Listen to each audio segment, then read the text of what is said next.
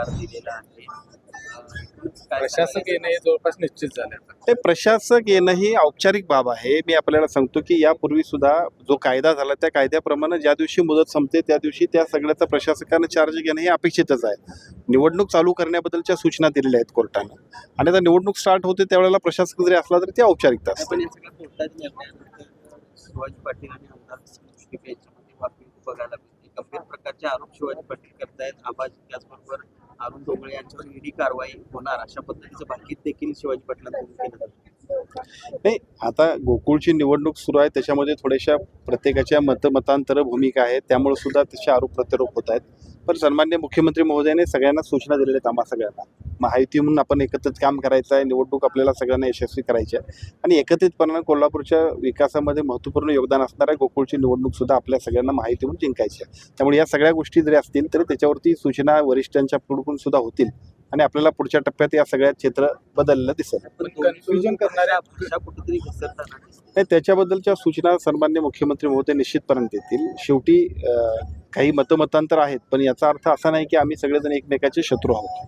त्यामुळे काही मर्यादा आणि काही चांगल्या पद्धतीनं सूचना सुद्धा देणं आवश्यक आहे ते दिल्या जातात. कन्फ्युजन असं आहे की जोपर्यंत त्या 1200 संस्थांचा निकाल लागत नाही तोपर्यंत ही निवडणूक येता येणार आणि किमान 4 महिने ही निवडणूक पुढे जाईल, किमान 7 महिने. मग निवडणूक प्रक्रिया सुरू झाली कसं म्हणायचं? निवडणूक प्रक्रिया म्हणजे 4 मेला मुदत संपते. मुदत संपल्यानंतर त्याच्यावरती प्रशासक येणं ही औपचारिक बाब आहे. त्याच्यामध्ये काय फार वेगळा असलेला नाही. निवडणूक प्रक्रिया स्टार्ट करा असं जर सांगितलं असेल तर निवडणूक प्रक्रिया सुरुवात झाली आणि प्रशासक एरवी आपण जर बघितलं तर निवडणुकीच्या काळामध्ये सुद्धा याच्यापूर्वी कायद्यात बदल झाला त्यामुळे हा प्रशासक आहे. याच्यापूर्वी सुद्धा जे काय तात्पुरती व्यवस्था म्हणून आपण असायचो ते सुद्धा प्रशासकाचाच कालावधी असायचा. पण आता प्रशासक जे येणार ते शासकीय येणार की अशासकीय? तर याच्याबद्दलच्या सूचना विभागाच्या वतीनं दिल्या जातील. त्या सूचना विभागाच्या वतीनं दिल्या जातील त्याप्रमाणे आपल्याला पुढच्या टप्प्यात लक्षात येईल. पण असंही समोर आले की बातमी प्रशासक जर आले तर आम्हाला गृहीत धरू नका अशा पद्धतीचे काही मुख्यमंत्री एकनाथ शिंदे यांनी बोललेले आहेत किंवा काय असं काही नाही. असं काही नाही. महाराष्ट्राचे मुख्यमंत्री आदरणीय देवेंद्रजी फडणवीस साहेब असतील, महाराष्ट्राचे उपमुख्यमंत्री आमचे नेते आदरणीय एकनाथजी शिंदे साहेब असतील किंवा सन्माननीय उपमुख्यमंत्री आदरणीय सुनेत्रावहिनी पवार साहेब असतील, या तिन्ही नेतृत्वाने आम्हाला सूचना दिल्या आहेत की आपण सगळ्यांनी एकत्रित लढायचं आहे. गृहीत धरू नका असं नाही. आपण महायुती म्हणावं त्यामुळे आपण सगळ्यांनी एकसंघपणाने काम केलं पाहिजे अशाच पद्धतीच्या सूचना आहेत.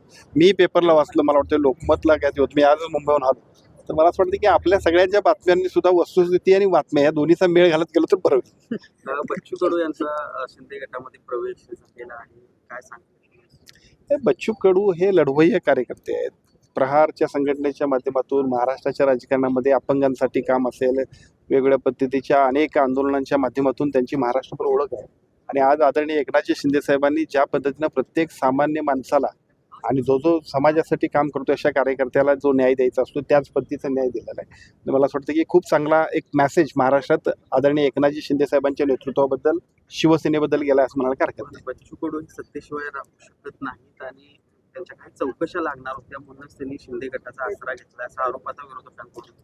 आता विरोधकांनी जर आरोप केले नाही तर मग त्यांनी काय करायचं? प्रश्न असा आहे की बच्चू कडूंचं एक वेगळ्या अशा पद्धतीची ओळख महाराष्ट्राला आहे. त्यामुळे साहजिकच बच्चू कडूंचं काम, बच्चू कडूंचा समाजाला भविष्य काळामध्ये सुद्धा जो उपयोग होणार आहे, महाराष्ट्राच्या राजकारणामध्ये त्यांची एक वेगळी ओळख जी आहे त्याचा निश्चितपणानं फायदा ते जर सभागृहात आले तर होणार आहे. त्यामुळे आम्ही अशा पद्धतीचा निर्णय आदरणीय शिंदे साहेबांनी घेतलेला आहे.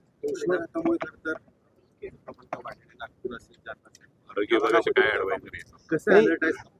नाही, यापूर्वीच्या पेक्षा सुद्धा उष्णतेचं प्रमाण यावेळेला खूपच आहे.